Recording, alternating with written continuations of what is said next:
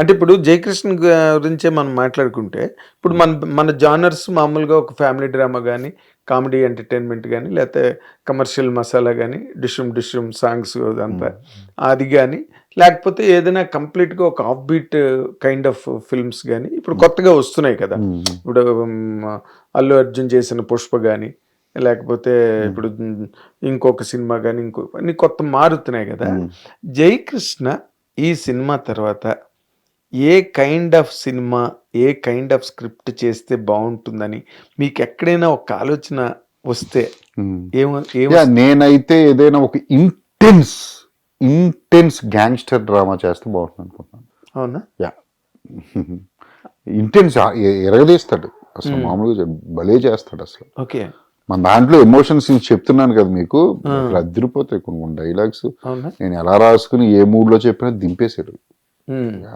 మీకు ఎప్పుడైనా అనిపించిందా మనం ఇంకా కొంచెం ఇంకా బార్ రైస్ చేసి రాసి ఉంటే బాగుండేదేమో, కుర్రాడు ఇంత బాగా? నో, నేను కావాలంటే జేక్స్ మనం ఇంకోటి చేద్దాం అన్నాడు ఒకసారి, చేసేద్దాం అన్నా నేను. అప్పుడు పెంచుతానేమో కానీ ఇప్పుడైతే అనిపించలేదు. ఇప్పుడు ఎందుకంటే నేను ఆల్రెడీ చేసిందే చెప్తున్నాను కదా, చాలా పెద్ద హీరో చేసిన దానిలో ఉంటది ఇందాక అన్నాను కదా. అంటే నాకు నేను విన్నది చెప్తున్నానండి మీ యూనిట్ నుంచి. నాకు నేను విన్నది ఒక్కడు సినిమాకి అప్పటికి 2 సినిమాలు అయిపోయాయి మహేష్ బాబుకి. ఒక్కడు సినిమాలో మహేష్ బాబు ఎంత ఇంటెన్సిఫైడ్ గా కనిపిస్తాడో అలాగా ఫస్ట్ సినిమాలోనే జయకృష్ణ అలా కనిపిస్తున్నాడు అనే ఒక మాట విన్నానండి. ఎంతవరకు మీరు ఏకీభవిస్తారు? Yeah, definitely.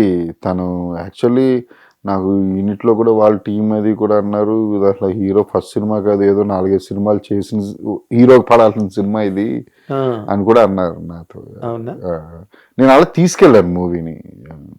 ఓకే, అంటే మీరు బాగా బోల్డ్ గా మాట్లాడే వ్యక్తి కాబట్టి అక్కడ 1-2 చోట్ల నేను విన్నాను కూడా.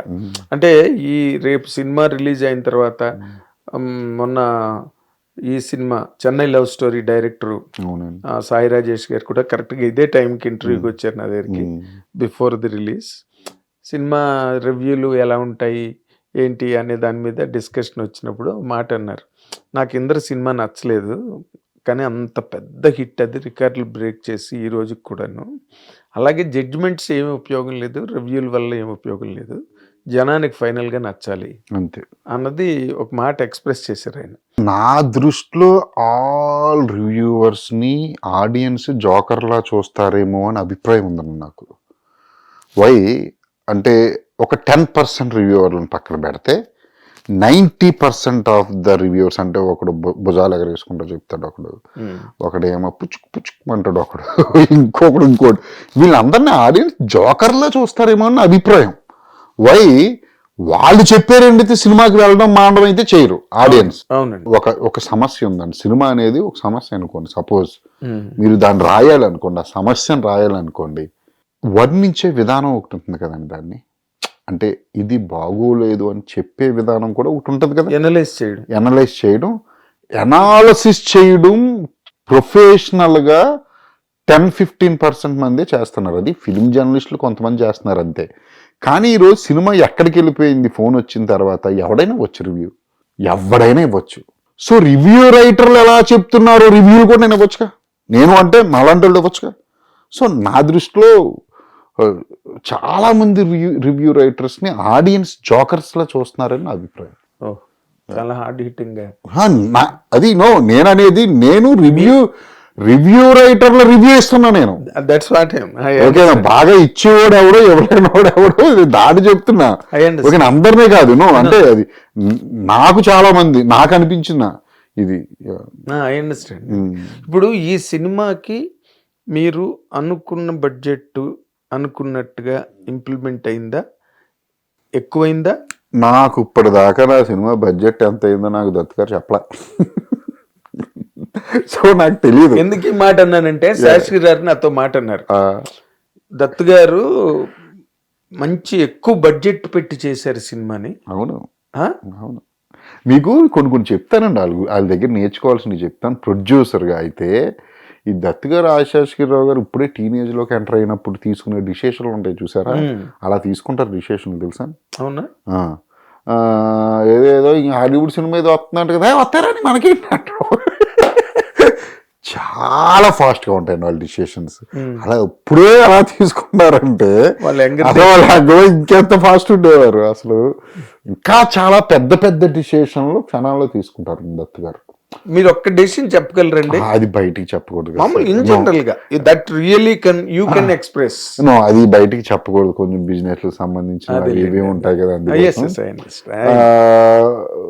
ఏదైనా ఒకవేళ ఏదైనా కావాలని అడిగినప్పుడు కూడా దత్ గారు చాలా ఫాస్ట్ గా చెప్తారు, ఎస్ ఆర్ నో, అజయ్ వెళ్ళిపోండి చేసుకొచ్చాను, వద్దబ్బాయి ఇది అని చెప్పి చాలా ఫాస్ట్ గా చెప్పేస్తారు డిసిషన్లు కూడా.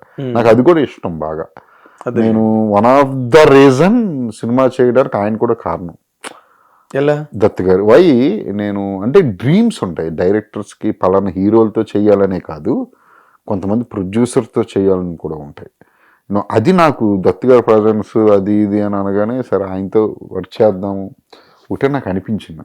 నాకు లేకపోతే అప్పుడు నేను ఫస్ట్ స్టెప్ నేను వేసుండేవాడిని కాదు, నేను సారీ చెప్పేసి ఉండేవాడిని. నేను అందుకే అప్పటికే నేను వేరేది ఆల్రెడీ స్టార్ట్ చేసుకోవడానికి రెడీగా ఉన్నమాట.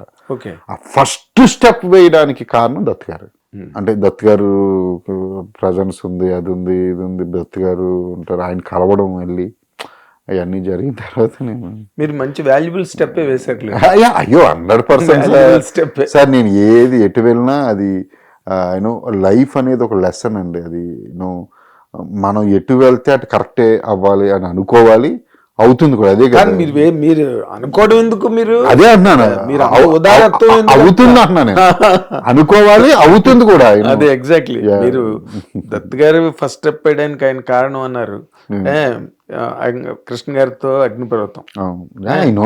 నాకు అన్ని తెలుసు కదా, తెలుసు, మీకు తెలుసు కదా, రాజ్ కుమారుడు. అండ్ మోర్ ఇంపార్టెంట్లీ నేను మధ్యాహ్నం ప్రెస్ మీట్ లో కూడా మాట అన్నా, అందరూ ఆయన ఇంట్రడ్యూస్ చేసిన హీరోలు అందరూ ఈ రోజున మామూలు రేంజ్ లో లేరు, రైట్?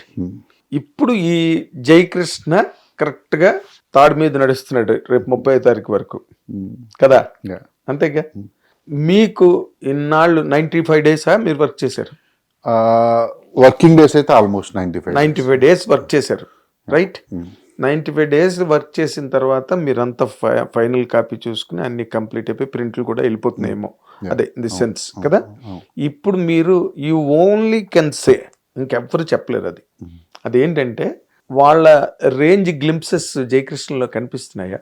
ఖచ్చితంగా కనిపిస్తుంది. నేను అదే కదా చెప్తుండే ముందు నుంచి, ఇతనేమో వెళ్ళిపోయేవాడు కాదు, ఏమో 30 ఏళ్ళు ఉండేవాడని అందుకే చెప్తున్నా. జేక్స్ తో చాలా పెద్ద హీరో అవుతాడు.